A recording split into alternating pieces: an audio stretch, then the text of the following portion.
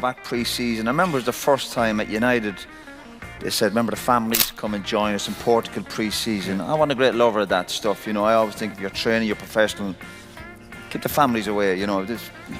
Have boundaries, even with your own family. But I won't bore you up. But yeah, Carlos was a strange one. Carlos, even when I came back, and this was before when I broke my foot at Liverpool, I'd hurt my hamstring in pre-season. I remember I was due to come back, and it kept, usually when you're injured and you're a first-team player, you go back and you train with the reserves for a week or two. That's course, and you get your fitness levels up. But he was keeping me. He was saying, "No, you're not ready to join back in." And I don't know if Gary remembers. I remember eventually I did come back in training with the first team. And this was still early in the season.